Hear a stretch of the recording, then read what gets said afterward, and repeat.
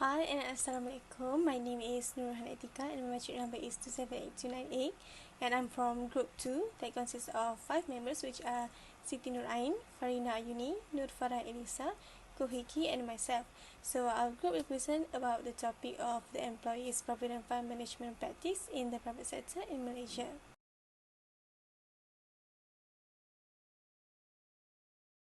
So now, first things first, the Employees Provident Fund, or EPF in short, was established in 1951 and referred to as the primary retirement plan in Malaysia. The public employees that choose the government pension plan will have no concern about their retirement financial needs, given that they will receive a monthly pension after retirement. However, it is important for the private sector employees to set aside a certain amount of each month's pay as EPF contributions, since there is no particular pension plan for them. And so we also have found several issues and problems based on the research articles about this EPF practice.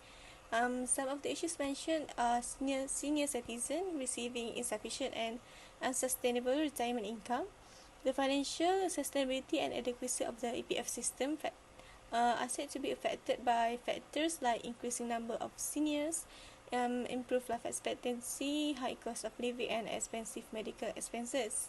Another issue found regarding the EPF scheme is the insufficient savings of its members.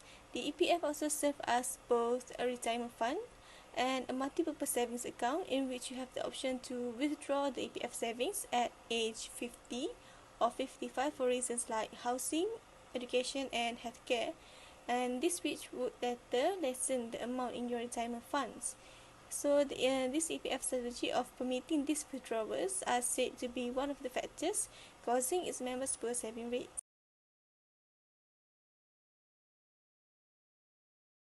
Next, analysis on inadequate contribution by EPF contributor from 2017 to 2021.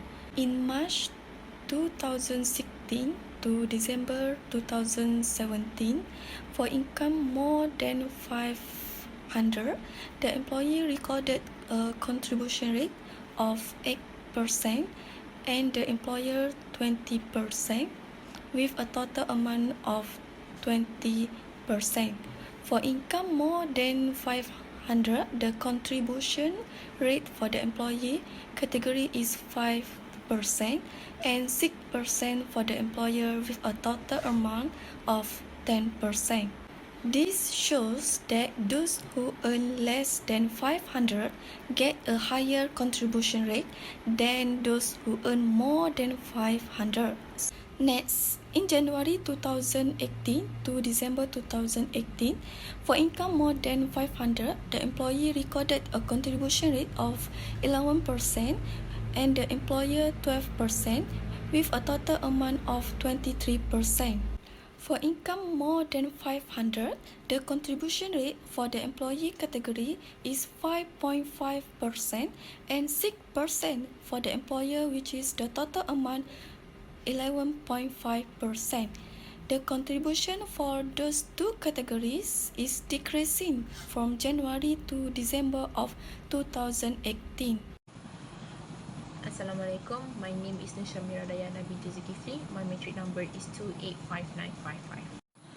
The average saving of active member increased in 2019-2021. In 2019, the average saving is 227,860, while in 2020 it increased to 241,941. It increased again in 2021 to 246,638. Even the contribution rate decreases every year from 2019-2021. The average saving is increases because the number of active members increase every year. The contribution rate decrease every year because to increase money in the hand of people during the pandemic. A very good day to Dr. Johanim. I'm Gohiki, matrix number 278244. We'll continue this presentation with 2.2, which is the factor or lack of inadequate contribution by EPF contributor. So, the first is nation per pay structure, which Malaysia have less income in the average, and for your information, it was 89% who are employed make less than 5,000 ringgit per month.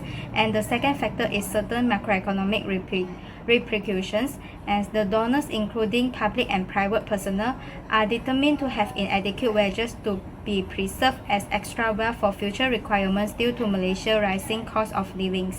And besides that, inconsistent contributions also a factor, which only 45% of the 4.81 million members in this age group make payments in 2022, while the remaining members make no contribution at all on the previous years, reflecting members' movement in and out of the former sector. And due to pandemic COVID-19, the government also announced that people who were struggling with money can withdraw a part from the EPF account. So this also caused the EPF saving become less. Assalamualaikum and hi. First and foremost, let me introduce myself. I am ELLYSA binti JAFRI 277884. Okay, as you can see on the slide, the fourth factors of the inadequate contribution by EPF contributors is the unexpected cost of living, which is the raises the price of essential goods while decreasing the community's total net income earned when they spend. According to Fauzia Alia 2019, this is a significant issue because the increases is not in line with the minimum wage and salary.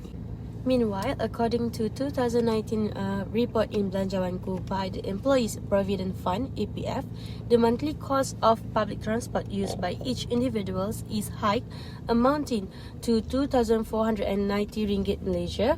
Workers without formal education earning 1,481 ringgit Malaysia, and university graduates earning 4,553 ringgit Malaysia.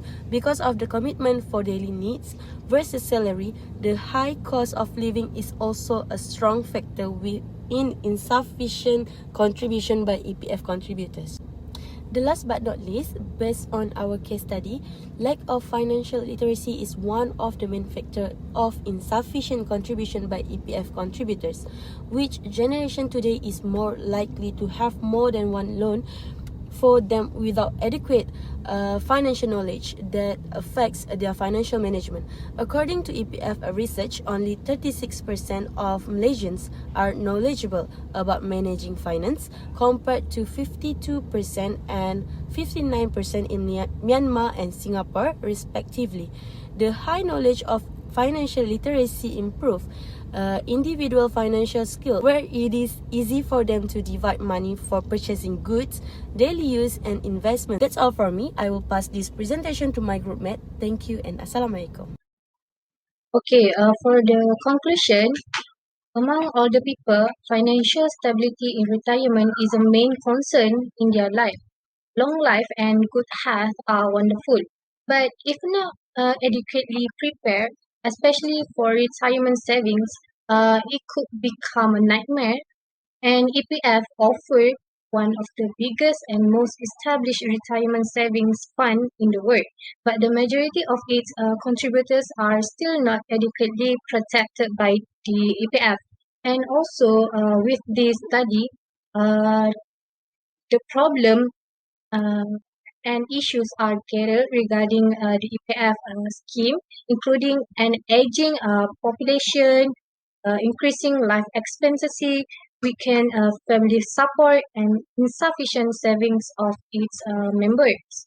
Thus, this study aims to examine the analysis and the factors of inadequacy of retirement funds among EPF members. And this study used content analysis from the data provided to look at the relevant elements that should be taken into account when addressing the issue. And the study found that the factors lack of inadequate contribution by EPF contributors are not having a high member saving rate, macroeconomic repercussions, inconsistent contribution, economic impact during the pandemic COVID-19, and lack of financial literacy considered to be anchor factors for the concern mentioned. And there are many types of retirement system in Malaysia, including Employee Provident Fund (EPF). And in order to prevent retirement wealth deficiency from becoming a significant issues, it is intended that this study would improve Malaysians' ability to recognize it. And that's all from our group. Thank you.